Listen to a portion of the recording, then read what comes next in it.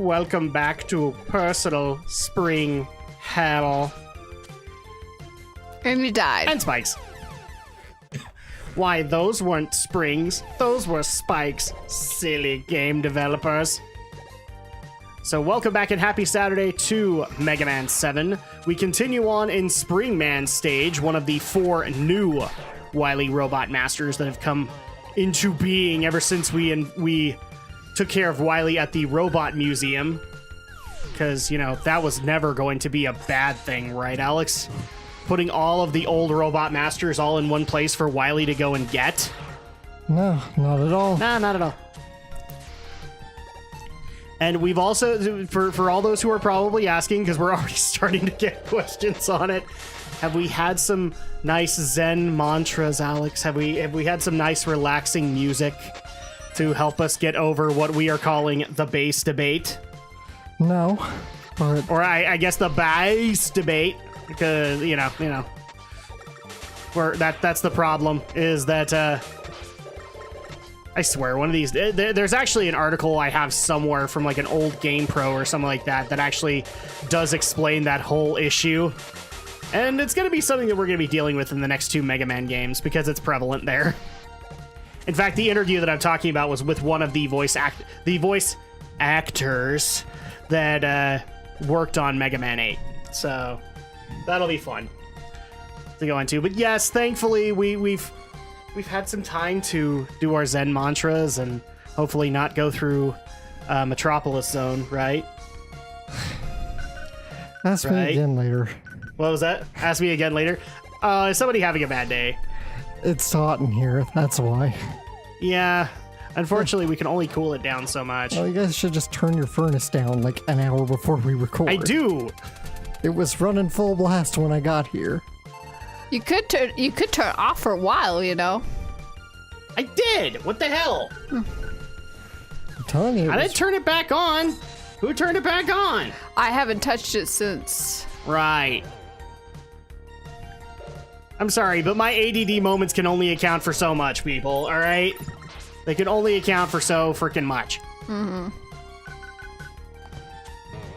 And here comes the fun part of the stage where there are some secrets that I still want to unlock in Spring Man stage, and I don't want to have to come back here because it takes a while for us to find them all. Yay! Energy tank. We will go ahead and take that. But first, we need to grab our... Ah, dang it! I need my rush adapter. Give me my... Thank you. Okay. We have, with our powers combined, we are Captain Mega Man.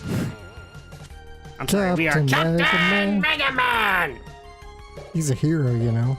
He is. And he's going to take Pollution and Robot Masters down to 0. Mm-hmm. And he is also led by a really hot chick, by the way. Yeah. As we have learned from Daddy Sexbang, she isn't... what is her name? Gaia? Yeah, Gaia. Oh, yeah, Gaia. Yeah, because she's supposed to be like the... She's supposed to be a Greek reference. So this is a secret item that we need for Wily's castle. You remember that bolt that our buddy is missing? That's actually it. Oh. So now when we give it to him, we will get the price of all items in his shop halved.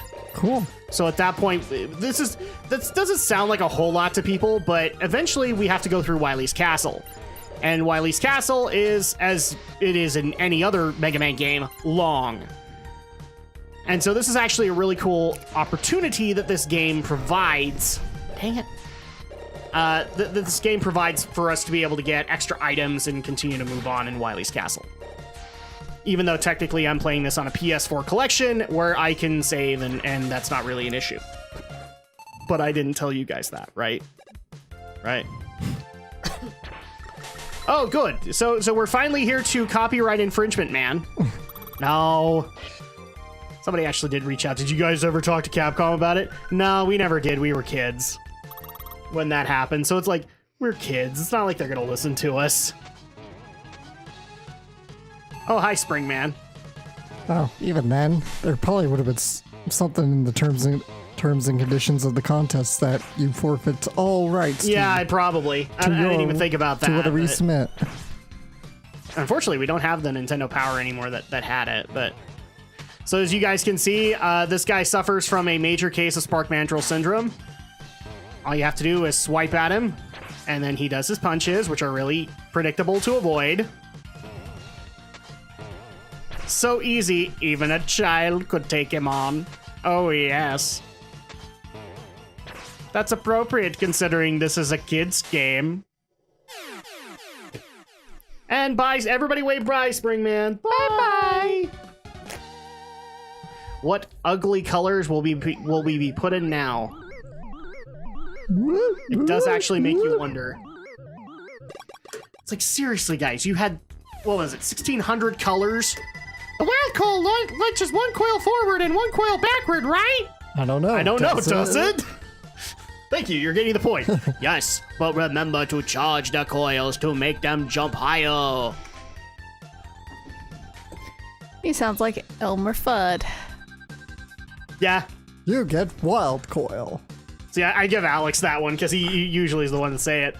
Okay, so that is 2 of the new Robot Masters down. But we're gonna stop by Auto Shop. Ooh, right on, man. Right on, man. And for those who are asking how you get into there, all you have to do is press select on the Robot Master screen, and you can come here. Hey, how you doing? Whee! That's my boat. Thanks, it fits perfectly. Hold on while I put on my brain. And of course, Japanese fan. He's a Japanese fan. Now I can work at full power. Look, a new item just for you. I can now make items using half the normal number of bolts. Select the item you want made. So basically the new item that got added is if you're missing any of these other additional stuff, so like Rush Search or the Energy Equalizer, you can buy them. But you can see their price, right? So it's not really worth it. But also, the other thing that got added into the inventory list is what's called the S-Tank. So remember how I said there was a W-Tank? Yes. That could recharge a Robot Master's power? The S-Tank is basically recharge everything. Your energy plus every Robot Master weapon. Very nice. In there. It is so powerful, the game will only allow you to carry one at a time. And it's also expensive as crap, too. So you want to make sure that you use that on a special occasion. Like, for example, we already know we're going to have to go through, like, a Robot Master Gauntlet, right? Might as well save it for that. So that we have every Robot Master power available to us. There's also a Gauntlet power-up you can get for the Rush Adapter, but you can actually get that out in the world, so we're not going to worry about that one. And now we're moving on into Shade Man. The first ever, well, refined gentleman Robot Master, but also the first ever vampire.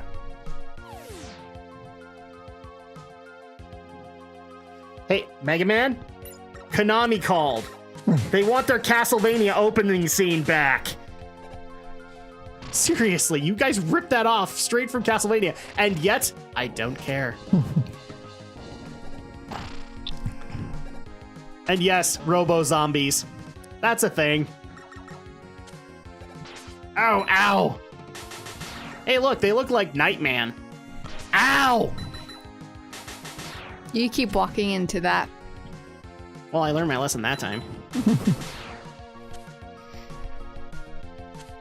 And then somebody actually did ask us, at least ask me via Twitter, like, are you going to be doing too many backtracking sessions in 7?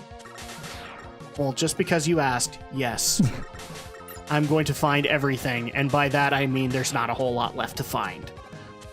So before you start jumping down my throat, Yep. we're almost done.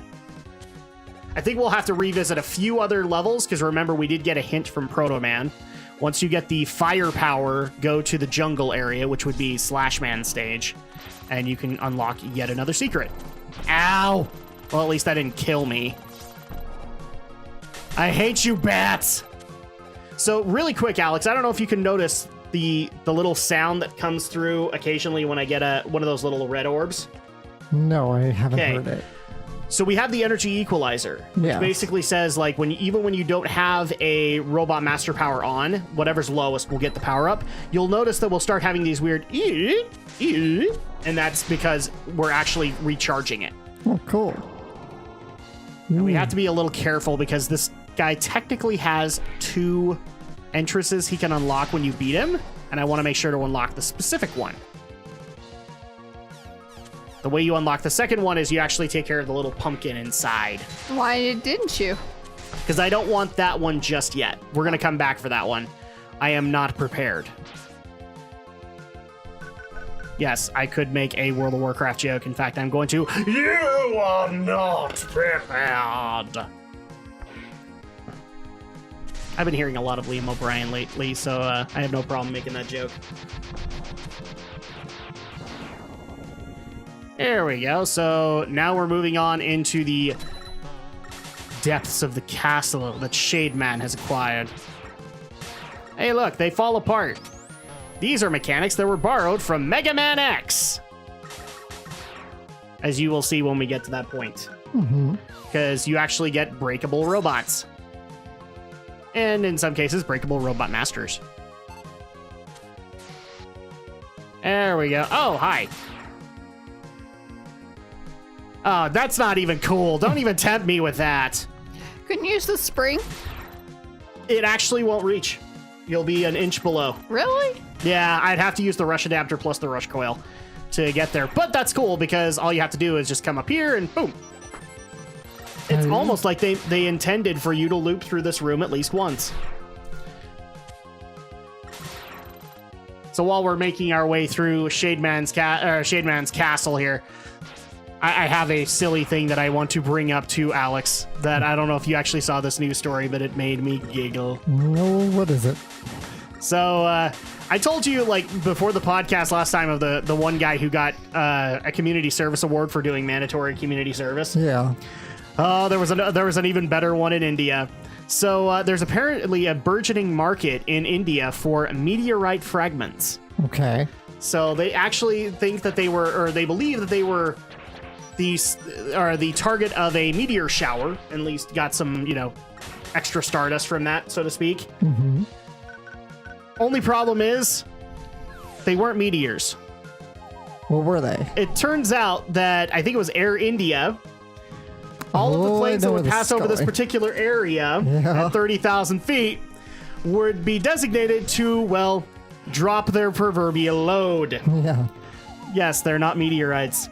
They're poop.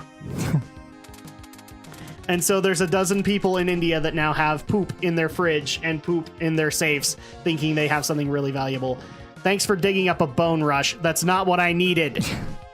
And actually, I'm not in the right place. By the way, do you like Count Wily back in the background? Yeah, that's nice. Come on, where is he? Arr, arr, arr. Come on, is this the one? Yes, so there's so now we don't have to worry about the energy equalizer. Nice. We have it. So like I said, listen with your ears on certain weird power-up sounds that are going to happen. It's just that we're filling up robot master powers. This is actually a cool thing that got implemented first in Mega Man X. And oh, hi. Actually, you're him, Alex. Darn, I was careless. I feel so stupid to have been defeated so easily. Maybe I should give up and leave Wily to you. Well, I've been taking care of him for 6 games. No, we're a team. Dr. Light will be glad to fix you up.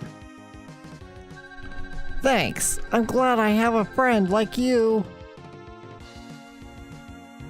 But not Trouble. Trouble doesn't like you.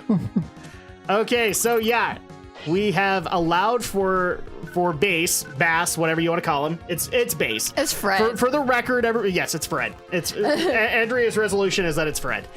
No, bass is the actual name of the character, but as you guys will notice in the next 2 games, not even the creator of Mega Man could figure out his mispronunciation. Well, it sounds more like a localization problem.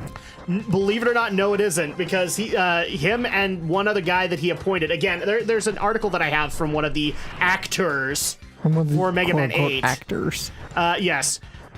I struggle to call them that. But there's an interview that basically says that the reason that they did that was when he would come in to observe, because remember, this was the late 90s where video game creators like Miyamoto and such were worried that if they left it in the hands of other people, that their vision would be tarnished. And so at that point, they would actually go in and personally observe voice recording sessions, anything that was done by outside parties to make sure that their vision was maintained. And so it was either Inafune, I was trying to think of his name, either Inafune or another guy he appointed. And both of them, the guess is that they were mispronouncing it and not even knowing that they were mispronouncing bass. Right. Because the guy actually did explain it's like bass, like the speaker kind of thing. Like the musical term bass. Yes, he said, like, I think the quote was like basses and speakers kind of thing. So at that point, like, you knew what to, so he said bass and they went, no, bass. So, I hate this little feature of Shade Man, by the way. So like I said, he's a vampire. Yeah. He can grab you, suck your power, and strengthen himself. Well, where's our research tool? We could read from the horse's mouth. I think it's actually on the charger right now. So we will bring it in because I forgot to take it off the charger. So thank you for reminding me. We need a research tool. But yeah, so it's just a funny little coincidence that that's what actually happened. Yes, the name is you are correct, Alex. The name is bass, bass and treble. But for some reason, silly Japanese. Well, you mispronounced it as bass. Because I think he has a different name in Japanese. If only it had been Yuji Naka, then we would have gotten it right. Because, I mean, he's the king of fishing games, right? Yes. It's Naka, right? Okay. Yeah. There are too many game directors in my head right now. It's Naka, the Sonic creator. Yeah. Okay. And I don't know if he's the king of fishing, but it's just funny. Oh, no, but he loves making fishing games for some weird reason. Yeah, because he developed a fishing game for Wii after he left Sega. Well, after we brought that up, somebody actually brought to our attention that there was a Sega Master System that was a fishing simulator that he had a hand in. Probably. Like, wow. That wouldn't totally surprise me, because... No, it's like, but if you think about it, it's like Satoru Iwata with golf. Yeah. Like, a lot of people, when you think of Satoru Iwata, you think of Earthbound. You think of HAL Labs and Smash Brothers, even though he was not involved with that. Naka has the same kind of thing, where he's worked on these weird games, and yeah, they're just on his resume. You know, it's just how things were in the early days of... Yeah, you worked on everything. Yeah, because... If your company thought there was a burgeoning market somewhere, they were putting you on it. Yeah, because he was a skilled programmer for Sega for a long time before they made him a producer and development head. And which is funny because a lot of creators actually were hindered by this because they only knew how to make like one, or they didn't know how to make the desired market's game. Perfect example, Hideo Kojima. He couldn't make an action game to save his life. And before people start screaming, Metal Gear Zack, no, it's not. It's its own genre. It's stealth. So he could do stealth, but he couldn't make an action game to save his life. Yeah, but Romney pointed this out. Or his job, for that matter. Romney pointed this out. Wasn't the stealth element just more of a workaround because of too many things would clutter and slow down the game? Yeah, part of that, yeah. But if you think of Konami back in the day, like they were littered with action games.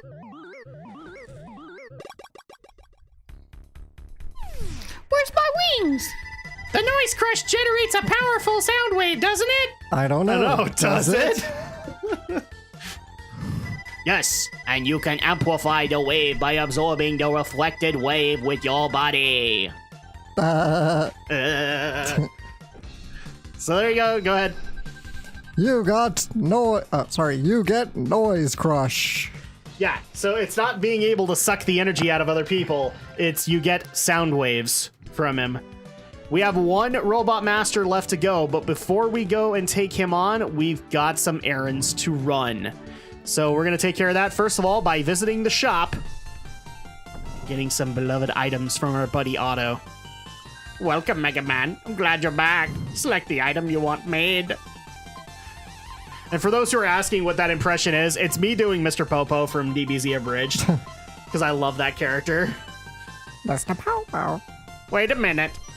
There you go. So we just got our replacement E-Tank. And now W. it's time for... Actually, we're going to take on the last Robot Master, Turbo Man. Turbo Man. Can we make Schwarzenegger jokes with this guy now? Alex? Did you get the Turbo Man doll? Did you get You it? could be from Wreck-It Ralph. Well, because I'm going with Jingle All the Way. I know. The dumbest movie ever, and for some reason... The funniest part about it is, like... If you technically look at it, Sinbad's career and Arnold's career was not hurt by that piece of crap movie. Like, Sinbad, even though I think he's had some issues recently, he's still considered like a legacy comedian kind of thing. Yeah, probably because he's better known for stand-up. Nobody cares what his crappy movies are. Probably. Anyway, we will continue this on in part 5.